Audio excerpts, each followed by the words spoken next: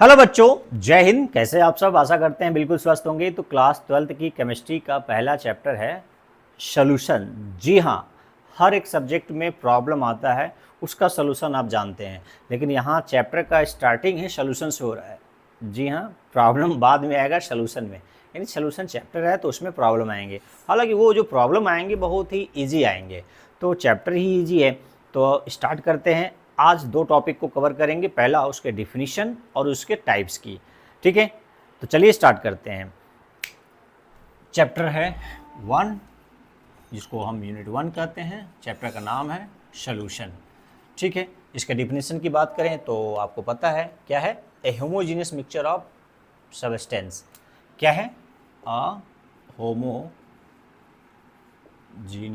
या होमोजीनियस, जो भी आप पढ़ते हैं, मिक्सचर ऑफ सबस्टेंस।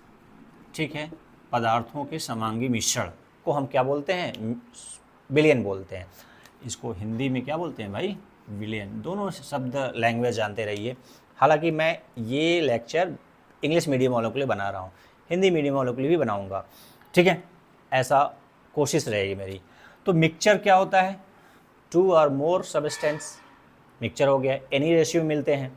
अच्छा, मिक्सचर में कंपाउंड भी हो सकते हैं, एलिमेंट भी हो सकते हैं, साल्ट भी हो सकते हैं, कुछ भी हो सकते हैं, लेकिन रेशियो फिक्स नहीं होता है। अब होमोजीनियस का मतलब क्या होता है कि कंपोजिशन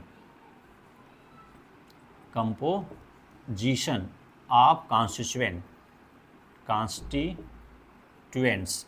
कंपोजिशन, यूनिफॉर्म कंपोजिशन। क्या? यूनिफॉर्म कंपोजिशन ऑफ कॉन्स्टिट्यूएंट यदि है तो वह होमोजीनियस कहलाएगा। ठीक है, तो ये डिफिनीशन तो छोटा है, आपको पता है। आगे बात करते हैं इसके टर्मोलॉजी की, कि टर्मोलॉजी के टर्म में क्या होता है। तो एक एग्जांपल लेके आगे बढ़ते हैं। तो एग्जांपल क्या है? आप ले लेते हैं पानी, और पानी में आप डाल देते हैं शुगर, डाल देते हैं या साल्ट डाल देते हैं। तो ये जो साल्ट आप डालते हैं, तो ये डिजॉल्व होने के बाद, घोलने के बाद पहले डालते हैं तो ये कण उसके सेटल डाउन हो जाएंगे नीचे, लेकिन जब आप चम्मच से इसको हिला देंगे तो इसके पार्टिकल इतने छोटे हो जाएंगे, इतने छोटे हो जाएंगे। कितने छोटे हो जाएंगे? यदि आप पार्टिकल के साइज़ के आधार पर सोल्यूशन का डिफिनीशन बताएंगे तो कितने साइज़ हो जाएंगे? 10 एंगस्ट्रॉम से छोटे हो जाएंगे। जो पार्टिकल साइज होगी उसकी साइज़ क्या होगी? 10 एंगस्ट्रॉम से छोटा हो जाएगा, तो वो नेकेड आई से नहीं दिखता। तो चीनी को जब घोलते हैं या साल्ट को घोलते हैं, NaCl या शुगर को, तो वो आंखों से नहीं दिखता है, क्योंकि इसके पार्टिकल की साइज़ 10 एंगस्ट्रॉम से छोटे हो जाते हैं। यदि मीटर की बात करें किस में हो जाएंगे, तो आप कमेंट सेक्शन में लिखेंगे कि 1 एंगस्ट्रॉम में कितने मीटर होते हैं, उसी के आधार पर 10 एंगस्ट्रॉम में कितने मीटर होते हैं निकाल सकते हैं। सेंटीमीटर में पूछे तो भी बता सकते हैं। हालांकि क्लास 9th में इस लेवल पर सोल्यूशन कोलाइडल और सस्पेंशन की बात करता है। तो चलिए, ये हो गया आपका शुगर सोल्यूशन या शरबत जिसे हम बोलते हैं। ठीक है ना, एग्जाम्पल हो गया। अब टर्मोलॉजी की बात करें कि सॉल्यूट सॉल्वेंट के टर्म में बात करते हैं सोल्यूशन। तो आप जानते हैं कि जो सोल्यूशन बनता है उसमें अभी चीनी घोले हैं, थोड़ा नमक भी डाल सकते हैं, थोड़ा कलर भी डाल सकते हैं, कुछ और भी डाल सकते हैं। यानी एक सोल्यूशन में सॉल्यूट की मात्रा, यानी जो घुला है उसकी संख्या एक से अधिक भी हो सकती है। क्या सॉल्वेंट, यानी जो उसको घोल रहा है उसको बोलते हैं सॉल्वेंट, उसकी संख्या भी एक से अधिक होती है? कमेंट सेक्शन में लिखेंगे कि क्या एक सोल्यूशन में एक से अधिक सॉल्वेंट हो सकते हैं। तो कोई एग्जांपल दीजिएगा। ठीक है, तो मैं अब टर्मिनोलॉजी की बात करना जा रहा हूँ। तो किसी भी सोल्यूशन में कम से कम 2 कंपोनेंट होने ही चाहिए। वो कौन से कंपोनेंट होंगे? एक तो होगा सॉल्यूट, दूसरा होगा सॉल्वेंट। ठीक है, और दोनों के मिलने से क्या बनेगा? सोल्यूशन। ठीक है, अब इसके टर्म में सोल्यूशन, इन सॉल्यूट होता क्या है? तो सोल्यूशन में जिसकी मात्रा यानी वेट या वैल्यूम जिसकी कम होती है, तो लेस क्वांटिटी कहिए, लेस क्वांटिटी कहलाएगा सॉल्यूट। और एक्सेस क्वांटिटी जो ज़्यादा मात्रा में होगा, लार्जर अमाउंट में होगा, लार्जर कहिए या एक्सेस कहिए, एक्सेस में जो ज़्यादा होगा, एक्सेस क्वांटिटी वाला सॉल्वेंट होगा। दोनों को मिलने से सोल्यूशन होगा। हाँ, सॉल्यूट की संख्या 1 से 1 हो सकती है, 1 से अधिक हो सकती है। यदि एक सॉल्यूट होगा, एक सॉल्वेंट होगा, तो दोनों कहलाएंगे बाइनरी सोल्यूशन। और 2 कंपोनेंट सॉल्यूट के हैं, यानी 3 कंपोनेंट वाला सोल्यूशन जिसमें 2 सॉल्यूट 1 सॉल्वेंट है, तो वो टर्शियरी। ठीक है, और 4 है तो क्वाटर्नरी। इस तरह से बढ़ते जाएंगे, लेकिन इस चैप्टर में पूरे में हम एक सॉल्यूट 1 सॉल्वेंट की बात करने वाले हैं। ठीक है, तो सोल्यूशन का डिफिनीशन, सॉल्यूट का डिफिनीशन, सॉल्वेंट का डिफिनीशन और सोल्यूशन हो गया। ठीक है, अब इसके एग्जाम्पल की बात करेंगे और उसके टाइप्स की बात एक साथ आ जाएगा। तो सॉल्यूट मैंने चीनी लिया, सॉल्वेंट पानी लिया, शरबत बन गया, सोल्यूशन हो गया। तो ये डिफिनीशन की बात हो गई। अब इसके हम फिजिकल स्टेट के आधार पर टाइप्स की बात करने जा रहे हैं। अमाउंट ऑफ सॉल्यूट के आधार पर हम बात करेंगे सैचुरेटेड, अनसैचुरेटेड, सुपर सैचुरेटेड, लेकिन अब अभी कम्बिनेशन के आधार पर सॉल्यूट और सॉल्वेंट के फिजिकल स्टेट और उसके कम्बिनेशन के आधार पर हम बात करेंगे। तो चलिए पहले हम इसके फिजिकल स्टेट की बात कर लेते हैं कि सॉल्यूशन के कितने फिजिकल स्टेट हो सकते हैं। तो आप जान सकते हैं कि आपने पढ़ा होगा, क्लास 9 से अभी तक पढ़ते हैं कि जो मेजर स्टेट है किसी पदार्थ के, किसी भी सब्सटेंस के, 3 है, सॉलिड, लिक्विड, गैस, बोस आइसन, कंडेंसेट और प्लाज्मा, जो कि 2 स्पेशल केस हैं मैटर के, वो अलग हैं। लेकिन हम यहाँ 3 मेजर क्लास जो है सॉलिड के, सॉलिड, लिक्विड, गैस, उन्हीं की बात करेंगे। तो सॉल्यूशन के फिजिकल स्टेट के आधार पर कितने प्रकार के होंगे? 3, सॉलिड, लिक्विड, गैस। लेकिन सॉल्यूट और सॉल्वेंट के कम्बिनेशन के आधार पर इनके 9 टाइप्स हो सकते हैं। कैसे 9 टाइप्स होंगे?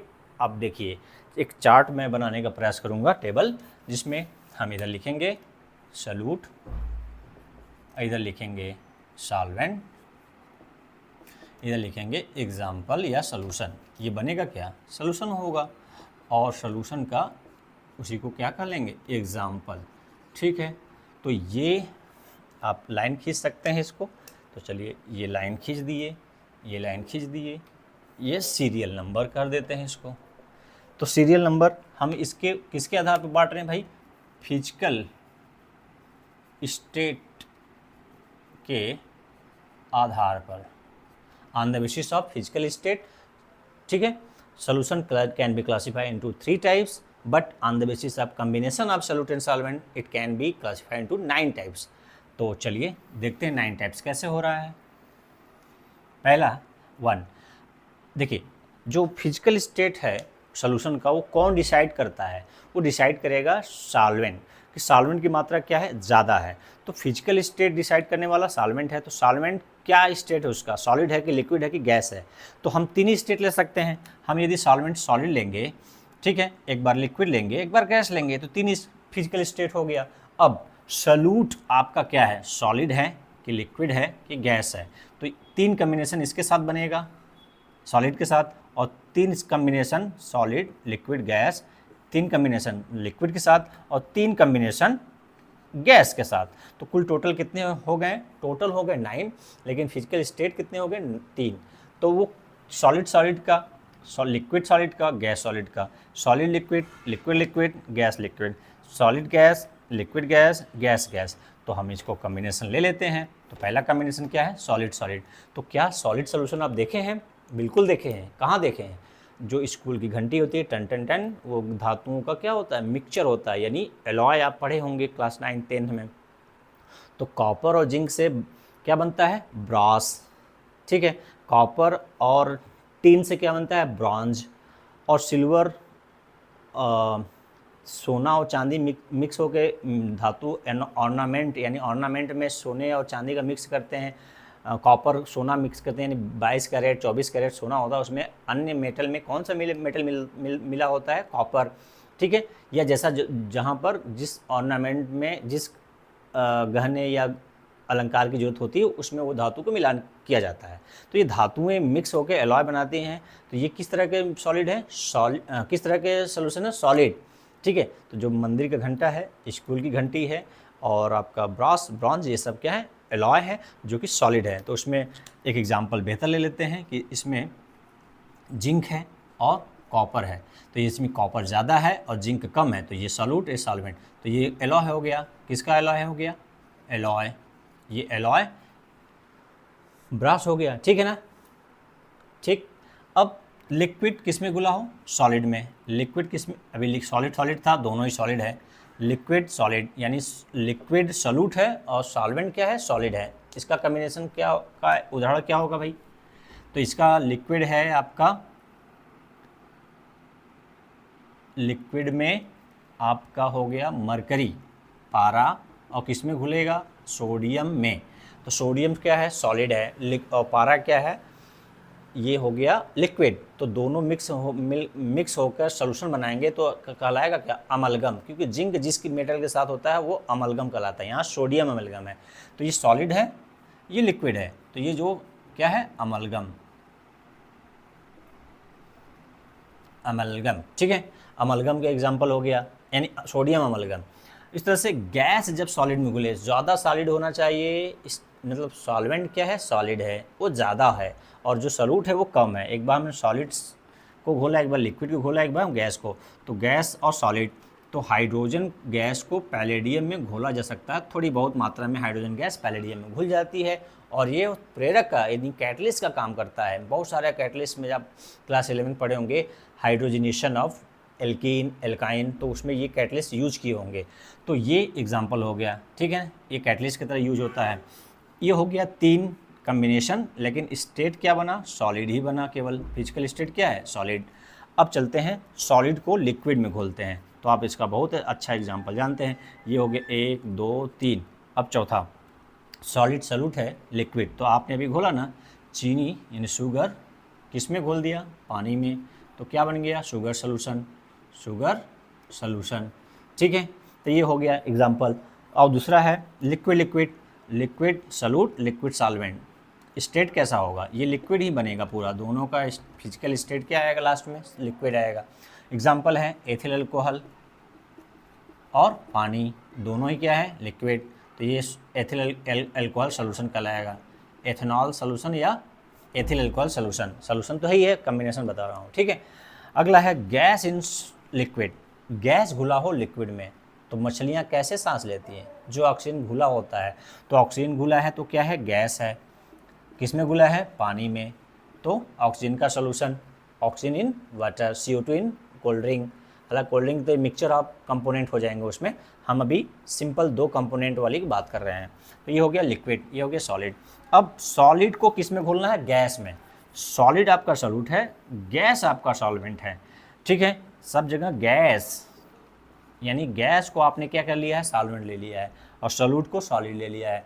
इसका एग्जांपल है कैम्फर, कैम्फर यानी कपूर, कपूर को आप थोड़ी मात्रा में नाइट्रोजन गैस में घोल सकते हैं, थोड़ी सी कपूर है, ज़्यादा नाइट्रोजन गैस है, तो सॉल्यूशन बन जाएगा camphor solution, in camphor in nitrogen solution, ठीक है। अब लिक्विड गैस में, तो लिक्विड गैस में क्या एग्जांपल है भाई, लिक्विड हो और गैस ज़्यादा हो, तो लिक्विड है आपका क्लोरोफॉर्म CHCl3, और किस में घुला है, नाइट्रोजन गैस में। इसका एक और एग्जांपल हो सकता है, जब हवा में मॉइस्चर होता है, तो मॉइस्चर मतलब पानी की ड्रॉपलेट हवा में तैर रही हैं, तो वो होमोजीनियस मिक्सचर यदि हो जाएंगी तब, तो जैसे जाड़े में मॉइस्चर ज़्यादा होता है या बरसात में, तो वाटर ड्रॉपलेट इन एयर, हालांकि होमोजेनियस होना चाहिए, वो कोलाइडल भी हो सकता है, तो इसका एग्जांपल हो सकता है। अगला है गैस गैस, तो गैस मिलकर हमेशा होमोजेनियस सॉल्यूशन बनाती हैं, याद रखना है, गैस कोई भी गैस हो मिक्स होकर सॉल्यूशन ही बनाती हैं। तो एटमॉस्फेयर में ऑक्सीजन, नाइट्रोजन, CO2 ये मिलकर क्या बनाई हैं, होमोजेनियस मिक्सचर बनाई हैं। तो ये हो गया उसके टाइप्स। तो टोटल कितने हो गए भाई, 5 6 7 8 9, टोटल कितने कम्बिनेशन हो गए, 9 टाइप के। और फिजिकल स्टेट कितने हुए, केवल 3, कौन कौन, सॉलिड, लिक्विड, गैस, और इसका कम्बिनेशन का एग्जाम्पल है, ये आपको याद होना चाहिए। तो इस तरह से आपने क्या पढ़ा आज, सॉल्यूशन क्या है और कितने प्रकार का है। अब